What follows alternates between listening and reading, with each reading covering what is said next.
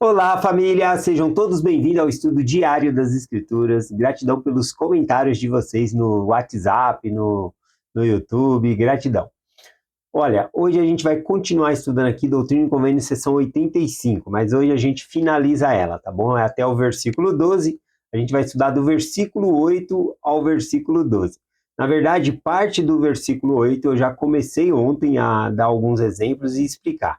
Então hoje eu vou finalizar o versículo 8 e dando continuidade ali até chegar ao 12, tá bom? Então vamos lá, o versículo 8 nós tínhamos lido assim: enquanto o homem que foi chamado por Deus e designado, que estendeu a mão para afirmar a arca de Deus, cairá pela flecha da morte, como a árvore que é atingida pela flecha vívida de um relâmpago. Bom, então ontem nós explicamos esse versículo aqui, né, e demos o exemplo lá de Uzá, né, que tentou estender a mão ali e suspender a arca, né, tentou firmar a arca. Nós compartilhamos alguns exemplos, mas no final do versículo aqui, né, fala da consequência desse que tenta firmar a arca, tá bom? Então ontem nós compartilhamos sobre isso, aqui fala das consequências, fala que ele cairá pela flecha da morte como uma árvore que é atingida pela flecha vívida de um relâmpago. Imagina uma árvore, né, que ela é consistente e firme. Assim também, uma pessoa pode ser consistente e firme no evangelho, de raiz ter sido designado por Deus com a devida autoridade, mas ele pode querer extrapolar, né, a medida ali, tá bom? E assim, assim como uma árvore que é forte e plena ali no seu vigor, um raio, um relâmpago pode atingi-la. Aqui usa a expressão de um relâmpago vívido, né? Forte ali, de maneira que vai destruir aquela árvore. Então aqui está falando de uma intervenção de Deus e destruição daquele que vai além dos seus limites, tá bom? Então era isso que estava faltando eu explicar aqui. Vamos começar aqui então o versículo 8 de 85, né? Seção 85, versículo 9 agora, diz assim: e todo aquele que não se acharem inscrito no livro das recordações não terão herança alguma naquele dia, mas serão feitos em pedaços, e sua porção lhe será designada entre incrédulos, onde há choro e ranger de dentes. Bom, aqui então falou sobre, novamente fala da questão de registrar, né, de fazer um registro, colocar os nomes daqueles que fizeram convênio com o Senhor, que estavam vivendo a lei da consagração. Nós já falamos isso aqui, mas aqui usou a expressão, né, de um livro de recordação, tá bom? Que é algo mais espiritual mesmo. É, essa outra expressão de um livro de recordação, a gente consegue ver lá em Malaquias, capítulo 3, o versículo 16 em diante. Lá está falando justamente das pessoas que vê a desigualdade nesse mundo e fica pensando, olha, eu guardo os mandamentos e eu não estou prosperando. Aquele lá que não guarda está prosperando. Como que é isso, né? E aí, então, o Senhor fala que tem um livro de recordação, de que nós estamos sendo fiéis. Tá bom? E isso que é o importante para que possamos receber a nossa recompensa depois. Então, em Malaquias capítulo 3, versículo 16 em diante ali, diz assim, ó: e há um livro de recordação escrito diante dele, para que os que temem ao Senhor e para os que não se e para os que se lembram de seu nome. Então fala que tem um livro de recordação, né? Até mesmo Adão tinha um livro de recordação que ele registrava ali, principalmente quem fazia parte do convênio, seguia os convênios de Deus, tá bom? Quem era o povo do convênio, ele tinha um registro também. E aqui em Malaquias fala que um registro é feito no céu, né? E há um livro de recordação para os nossos feitos. Olha o que ele diz aqui: e eles serão meus, ou seja, esses que o nome se encontra nesse livro de recordação. E esse livro de recordação são as ordenanças que nós fazemos e são registradas. Tudo aquilo que é registrado na terra é registrado no céu, desde que seja feita pela autoridade do sacerdócio. Então aqui ele fala que esses que têm os seus nomes registrados ali, eles serão meus, diz o Senhor dos Exércitos. Naquele dia farei deles minha propriedade. Poupá-lo-ei como um homem poupa o seu filho que o serve. E então voltareis e vereis a diferença entre o justo e o ímpio, entre o que serve a Deus e o que não serve a Deus. Então aqui o Senhor fala que no final a gente vai ver essa diferença de quem serve a Deus e quem não serve a Deus, do ímpio para o injusto. A princípio, né, e até na mensagem de amanhã vai começar a falar sobre que o joio e o trigo têm que crescer junto. Então a gente vai entrar nessa parte aí. Mas aqui nessa terra, né, existe essa desigualdade mesmo. Mas o importante, conforme ele falou aqui, é que essa diferença vai ser vista no final, tá bom? Aqui, quando fala da questão de livros, né, de recordação, eu lembrei também de Apocalipse, capítulo 20, versículo 12, falando dos julgamentos e dos livros que vão se abrir ali, ó. E vi os mortos, grandes e pequenos, que estavam diante de Deus. E abriu-se os livros, e abriu-se outro livro que é o da vida. E os mortos foram julgados pelas coisas que estavam escritas nos livros, segundo suas obras. Então aqui ele falou que abriu-se os livros e também um outro livro que é o livro da vida. O livro da vida, conforme descrito em Apocalipse, é o nome registrado antes da fundação desse mundo, tá bom? Das pessoas que viriam para cá, elas já estavam com o nome no livro da vida, que representa que eles receberiam a salvação em um dos graus de glória, reino celestial, terrestrial ou celestial. Então já estava escrito lá no livro de recordação, ou seja, no livro da vida, né, que menciona aqui em Apocalipse, tá bom?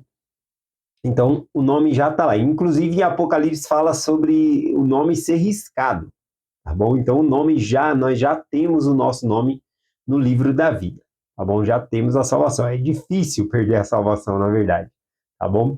Aqui, então, em Apocalipse, capítulo 20, versículo 12, fala que nós seremos julgados por o livro da vida e também abriu-se outros livros. Esses outros livros são os registros de ordenanças também que nós fazemos, tá bom? E Malaquias cita como um livro de recordação, que é também os nossos atos que nós fazemos.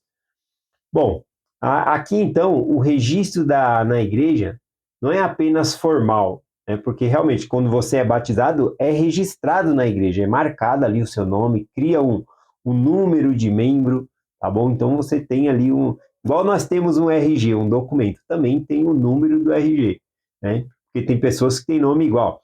Então também na igreja é registrado o nome da pessoa, cria uma série de números ali, tá bom? Então, a questão aqui é que não está falando somente de um registro formal, tá bom? Mas é que é algo que vai além, né, do que é formal aqui.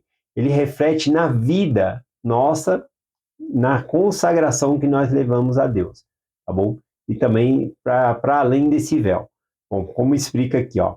Aqui nesse versículo que nós estávamos lendo, fala que os que não têm o nome registrado ali, então, não terão herança alguma, né? A herança aqui representada é literal, porque era um terreno para onde eles poderiam viver, uma mordomia para trabalhar, mas também no âmbito espiritual, no reino de Deus. Aqueles que não têm os seus nomes registrados, eles não podem ter uma porção no reino de Deus, seja na igreja ou seja no reino celestial, que é a ideia do versículo aqui, tá bom? Quando o versículo fala que eles foram feitos em pedaços, essa linguagem aqui, ela representa que eles seriam separados do justo, né? Então, vai ser feito em pedaços. Essa é que é a linguagem aqui que ele coloca.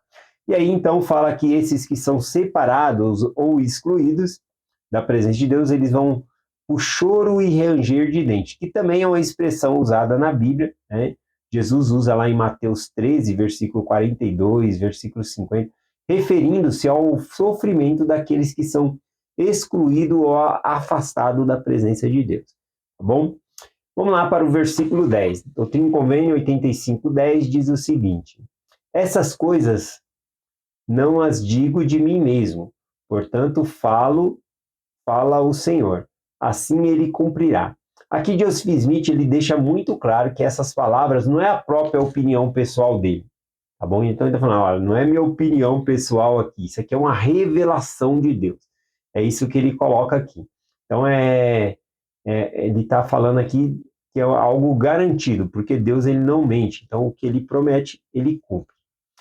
O versículo 11 aqui diz o seguinte: aqueles que são o sacerdócio maior, cujo nome não estão escritos no livro da lei, ou os apóstatas.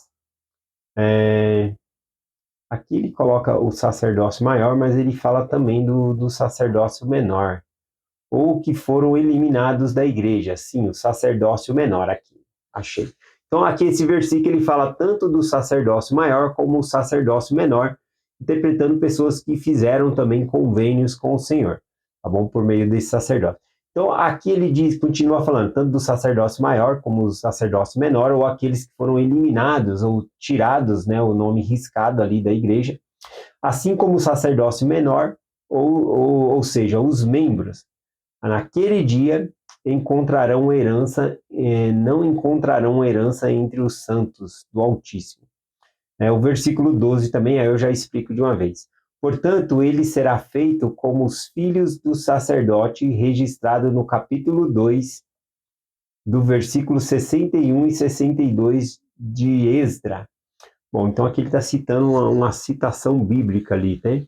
Bom, aqui então, quando ele fala aqui tanto o sacerdócio maior como o sacerdócio menor, significa que ele está incluindo toda a liderança da igreja, todo membro, todos que têm chamado, tá bom? Então, todos esses têm uma responsabilidade para cumprir.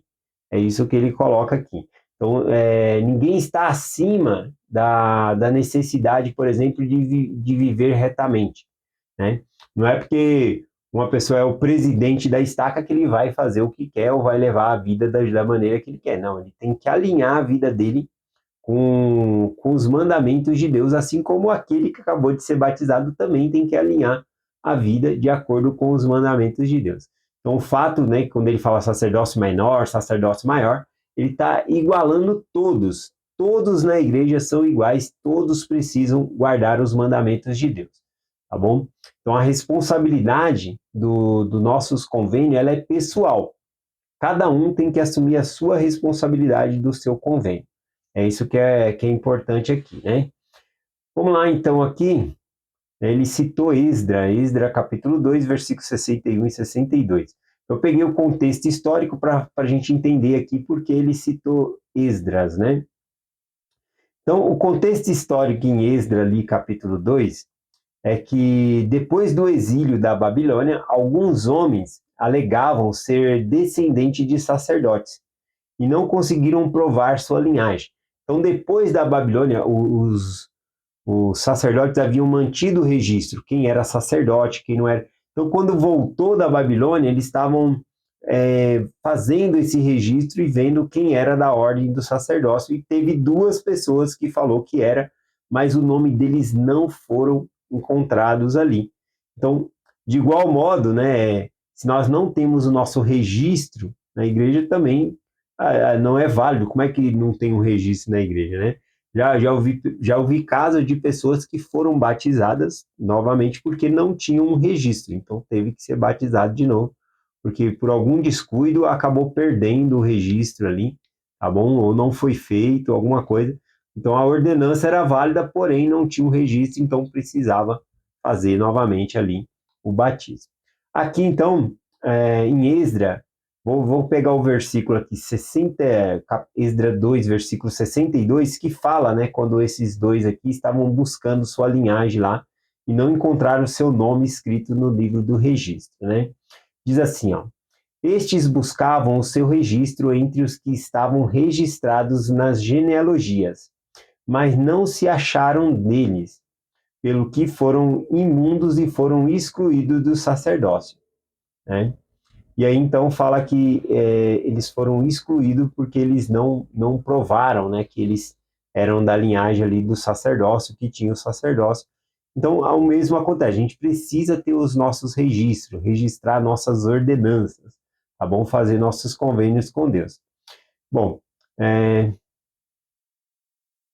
aqui, né, igual Esdra, capítulo 2, versículos 61, 62, ele se equipara, então, à doutrina em convênio 85, que fala aqui de ser devidamente registrado, né, o nome das pessoas que são fiéis ali, guardando os mandamentos, tá bom? Isso era para que eles pudessem ser reconhecidos e também receber uma herança sagrada. Olha, não basta apenas alegar que, como os dois ali em Esdras, né, alegar que eram da linhagem do sacerdócio. Assim também, como não basta a gente só alegar, dizer, não, eu sou membro da igreja. E mesmo que tenha um registro que a pessoa foi batizada, não é só o registro, a gente precisa ser fiel aos mandamentos de Deus. Então não basta apenas ter o registro, precisamos também ter a nossa fidelidade ao Senhor, tá bom? Então é isso que faz a diferença aqui. Então é essa mensagem que nós compartilhamos hoje, em nome de Jesus Cristo. Amém. Até amanhã.